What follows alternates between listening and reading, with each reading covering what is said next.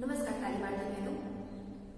Course 5 પદ્ધતિશાસ્ત્ર અને વિષય વસ્તુ ગુજરાતી ધોરણ 1 થી 5 કે જેમાં આપણે એકમ 4 વ્યવહારિક વ્યાકરણની વાત કરીએ છીએ. એમાં ગયા વિડિયો લેક્ચરથી આપણે વ્યાકરણ શિક્ષણની પદ્ધતિઓની શરૂઆત કરી છે. એમાં ભાષા સંસર્ગ પદ્ધતિ એ આપણે જોઈ ગયા છીએ. આજે કેટલીક 3 પદ્ધતિઓ આપણે જોવાના છીએ. અનુબંધ પદ્ધતિ, આગમન પદ્ધતિ અને નિગમન પદ્ધતિ. હવે ભાષા સંસર્ગ પદ્ધતિ કે જે આપણે અગાઉના વિડિયો લેક્ચરની અંદર જોઈ ગયા છે કે જેને સીધું વ્યાકરણ શિક્ષણ સાથે સંબંધ ન રાખતા જે વિષય વસ્તુ આપણને આપવામાં આવે છે, જે પાઠ્યપુસ્તકની અંદર સંપાદિત થયેલી કૃતિઓ છે એની સાથે જોડાણ કરી એનું જે શિક્ષણ છે એની સાથે અનૌપચારિક રીતે વ્યાકરણને જોડી અને વિદ્યાર્થીઓને શીખવવાનું છે. એવું નથી કે તમે વ્યાકરણ ન શીખવો તો વિદ્યાર્થી ભાષા ન શીખી શકે.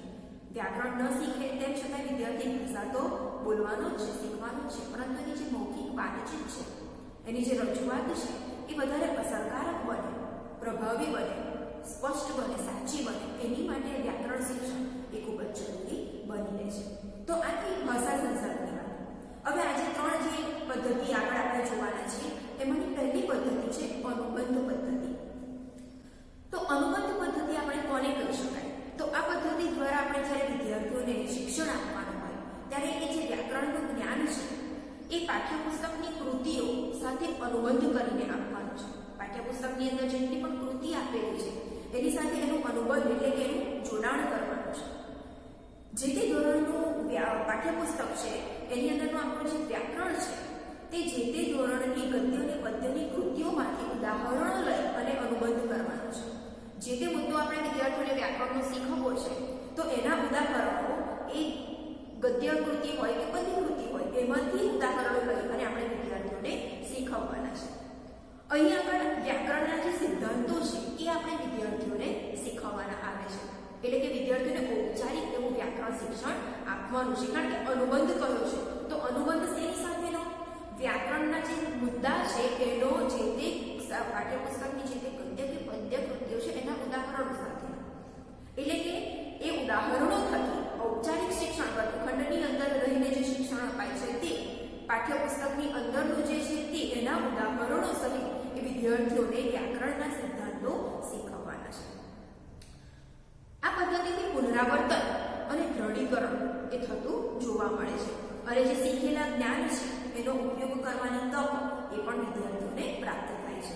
ઉચ્ચ ધોરણોની અંદર પણ આ પદ્ધતિનો ઉપયોગ થઈ શકે છે અને ભાષા શિક્ષણની સાથે સાથે વ્યાકરણનો એક અનુબંધ અહીંયા કરવામાં આવે છે. એટલે કે અનુબંધ જ્યારે વાત આવે કે અનુબંધ પદ્ધતિ તો તમારે જ્યારે મૌલિક ભાષામાં લખવાનું થાય તો તમે એ જ લખી શકો કે અનુબંધ એટલે કે જોડાણ. તો કઈ કઈ બાબતોનું? પાઠ્યપુસ્તકની જે કૃતિઓ છે તેનું વ્યાકરણની સાથે જોડાણ એટલે કે ભાષા શિક્ષણનું વ્યાકરણ સાથેનો અનુબંધ, જોડાણ એમ કરીને ઔપચારિક શિક્ષણ આપી અને વિદ્યાર્થીઓને વ્યાકરણના જે સિદ્ધાંતો છે તે પાઠ્યપુસ્તકની કૃતિઓના ઉદાહરણો થકી આપણે એમને સમજાવવાના રહેશે. આ બાબતો થઈ અનુબંધ પદ્ધતિ. હવે બીજી આગળ આપણે જોવાના છે આગમન પદ્ધતિ. આગમન પદ્ધતિ માટે જોયસન છે કે જેમણે એક સ્પષ્ટ એની વ્યાખ્યા આપી છે કે આગમન પદ્ધતિ એટલે જે વિશેષ દ્રષ્ટાંતો છે અને ઉદાહરણો છે એના મદદથી એનો ઉપયોગ કરીને સામાન્ય નિયમોને પ્રાપ્ત કરવાની ક્રિયા. એટલે કે સરળ ભાષામાં જો આપણે એને સમજીએ તો આગમન પદ્ધતિ એટલે શું કે આ પદ્ધતિની અંદર શિક્ષકે કોઈ નિયમને સમજાવવા માટે, નિયમ સમજાવી દેવાનો નથી પરંતુ નિયમને સમજાવવા માટે કેટલાક ઉદાહરણો એ વર્ગ સમક્ષ એમને રજૂ કરવાના છે અને એ ઉદાહરણો રજૂ કર્યા બાદ વિદ્યાર્થીઓ પોતાની સૂઝ, પોતાની સમજણ, પોતાની બુદ્ધિ ક્ષમતા પ્રમાણે શિક્ષકની મદદ લઈ અને એ ઉદાહરણોમાં કઈ કઈ બાબતોની સામ્યતા રહેલી છે, કઈ કઈ બાબતોનું સરખાપણું રહેલું છે એનું સંશોધન કરશે, એ શોધશે અને જેની ચર્ચા એ સમગ્ર વર્ગની અંદર કરવામાં આવે અને એને આધારે વિદ્યાર્થી એ કોઈ ચોક્કસ નિયમ કે સિદ્ધાંતની તારવણી કરે અને વિદ્યાર્થી એ જે નિયમની તારવણી કરી એની રજૂઆત એ પોતાની મૌલિક ભાષામાં જ કરે. કારણ કે જ્યારે પોતે જે સમજ્યા છીએ એને વધારે લાંબો સમય સુધી આપણે યાદ રાખી શકતા હોઈએ છીએ. એટલે આટલી બાબતોની આગમન પદ્ધતિ. તો આગમન ઉદાહરણોની મદદથી એની રજૂઆત દ્રષ્ટાંતોને ઉદાહરણો ઉપરથી નિયમની તારવણી કરવામાં આવે છે. આટલી એક એની સ્પષ્ટ વ્યાખ્યા થઈ કે જે જોઈસને આપણને આપી છે. આ વ્યાખ્યા તમારે એ રીતના પણ યાદ રહે કે ભવિષ્યમાં કોમ્પિટિટિવ એક્ઝામ આપો, ટેટની એક્ઝામ આપો ત્યારે આગમન પદ્ધતિની વ્યાખ્યા કે આ વ્યાખ્યા કોણે આપી છે તો એ જોઈસનની છે અથવા તો જોઈસને આપેલી વ્યાખ્યા જણાવો તો એ પણ તમને ખ્યાલ હોવો જોઈએ. હવે આગળની ત્રીજી પદ્ધતિ છે નિગમન પદ્ધતિ. આ પદ્ધતિની અંદર શું છે, સામાન્યથી વિશિષ્ટ એવા સૂત્રનો આપણે ઉપયોગ કરવાનો રહેશે. આગમન પદ્ધતિથી એકદમ વિરુદ્ધ, ઓપોઝિટ એવું કહી શકાય કે આ પદ્ધતિ છે. આ પદ્ધતિની અંદર શું છે કે શિક્ષકે વ્યાકરણનો જે નિયમ છે એ વિદ્યાર્થીને શીખવવાનો છે. અને કેવી રીતના શીખવવાનો છે કે જે તે બાબતનો જે વ્યાખ્યા છે કે જે વ્યાકરણ શાસ્ત્રીઓએ આપી છે એને સ્પષ્ટ અક્ષર સહ એ જ રીતના વિદ્યાર્થીની સામે એને રજૂ કરવાની રહેશે. અને ત્યારબાદ નિયમની સ્પષ્ટતા માટે એમણે જે નિયમ છે એને સમર્થન કરતા કેટલાક ઉદાહરણો એ વિદ્યાર્થીઓને આપવાના રહેશે.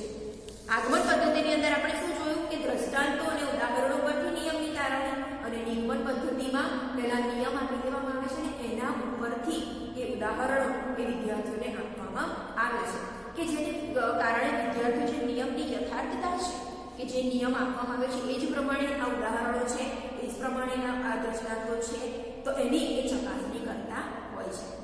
જેમ કે શિક્ષકે જો વિશેષણનો મુદ્દો વર્ગ સમક્ષ ભણાવવો હોય તો એ પહેલા શિક્ષકે વિશેષણની વ્યાખ્યા શું છે કે જે નામના અર્થમાં વધારો કરે અને એના ગુણ કે લક્ષણોને પ્રદર્શિત કરે એને આપણે વિશેષણ કહીએ છીએ. તો એની માટે શિક્ષકે પહેલા આ એની વ્યાખ્યા વર્ગ સમક્ષ રજૂ કરી અને ત્યારબાદ એના 4 કે 5 ઉદાહરણો એ વર્ગ સમક્ષ રજૂ કરવામાં આવે. દાખલા તરીકે માતા છે પણ ક્રોધિત માતા છે, ગુસ્સે થયેલી માતા છે કે ક્રોધિત માતા યશને મારે છે, એટલે કે ગુસ્સે થયેલી માતા એ યશને મારે છે. તો માતા છે પણ એને કયું વિશેષણ આપવામાં આવ્યું છે તો ક્રોધિત. ઊંચો છોકરો ઝાડ નીચે બેઠો છે, છોકરો ઝાડ નીચે બેઠો છે પણ કેવો છોકરો તો ઊંચો છોકરો, એટલે ઊંચો જે કહેવામાં આવ્યું છે એ શું છે વિશેષણ છે. એટલે આવા જે નિયમની તારવણી કરવામાં આવે કે નામ કે સંજ્ઞાના અર્થમાં જે વધારો કરે એ શું છે વિશેષણ. તો વિદ્યાર્થીને આવો નિયમ તારવી દેવાનો અને પછી આવા કેટલાક ઉદાહરણોની સમજૂતી આપવાની. તો આ પદ્ધતિ કઈ બને છે નિગમન પદ્ધતિ. એટલે કે નિગમન પદ્ધતિની સરળ વ્યાખ્યા જોઈએ તો ચોક્કસ નિયમો ઉપરથી વિદ્યાર્થીઓને દ્રષ્ટાંતો અને ઉદાહરણો આપવામાં આવે છે. અને આગમન પદ્ધતિમાં ઉદાહરણો અને દ્રષ્ટાંતો ઉપરથી નિયમની તારવણી કરવામાં આવે છે. તો આજે વ્યાકરણ શિક્ષણની પદ્ધતિઓમાં આજે આપણે 3 પદ્ધતિ જોઈ ગયા: અનુબંધ પદ્ધતિ, આગમન પદ્ધતિ અને નિગમન પદ્ધતિ. અને અગાઉના વિડિયો લેક્ચરની અંદર આપણે ભાષા સંસર્ગ પદ્ધતિ જોઈ ગયા છીએ. 7 પદ્ધતિ છે, એમાંથી હજુ આપણે 4 પદ્ધતિ જોઈ છે. 1 by 1 આપણે વિડિયો લેક્ચરની અંદર આજની પદ્ધતિ જોતા જઈશું. અને આ ક્વેશ્ચન એ ખૂબ જ મહત્વનો ક્વેશ્ચન છે કે વ્યાકરણ શિક્ષણની પદ્ધતિઓ એ તમારે કમ્પ્લીટ તૈયાર કરવાની રહેશે. જરા પણ ભૂલ ન થાય એ રીતના બધી જ પદ્ધતિના નામ યાદ રાખવાના અને પોતાની મૌલિક ભાષામાં એને સમજી અને પોતાની મૌલિક ભાષામાં તમારે લખવાનો પ્રશ્ન લખવાનો રહેશે. સ્વાધ્યાય કાર્યની અંદર આ જે 3 પદ્ધતિ છે અનુબંધ પદ્ધતિ, આગમન પદ્ધતિ અને નિગમન પદ્ધતિ એના વિશે તમારે ટૂંક નોંધ લખવાની